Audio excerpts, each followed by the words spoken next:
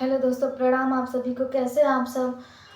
आज मैं आप लोगों को एक अवसानी माता का चरण दबाते समय का गीत सुनाऊंगी। अगर हमारी वीडियो अच्छी लगे तो प्लीज़ हमारी वीडियो को लाइक करें, चैनल को सब्सक्राइब करें, शेयर करें, ढेर सारा प्यार आशीर्वाद दुलार दें और हमारी वीडियो को ज़्यादा से ज़्यादा शेयर करें।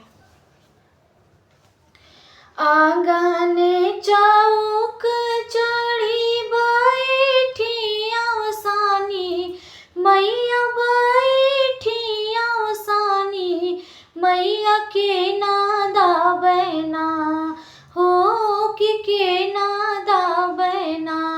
माई के कुसुमी चरनिया हो के नादा बहना। माई के कुसुमी चरनिया है के नादा बहना।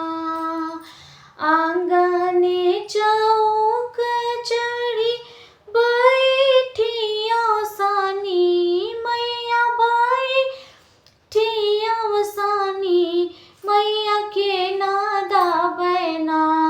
माई के कुसुमी चरनिया है के नादा बहना। भीतरा से निसरी है नेहा दे गुजरिया हो कि नेहा दे गुजरिया है कि हम ही दाबना हो कि हम ही दाबना।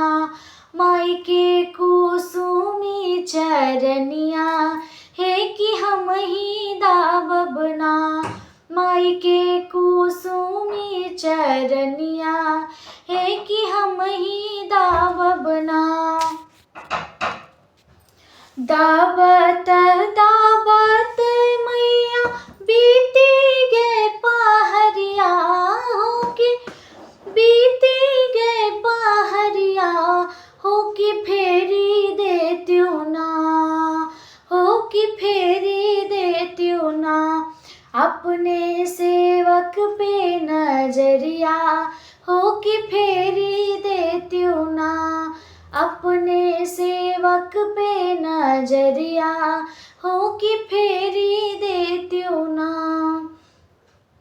जुग जुग बाढ़े सेवक मांगिया से कोखिया हो कि मांगिया से कोखिया हो कि जुड़े जुड़े ना हो कि जुड़े जुड़े ना। तोहरी धेरिया पतोहिया हो कि जुड़े जुड़े ना।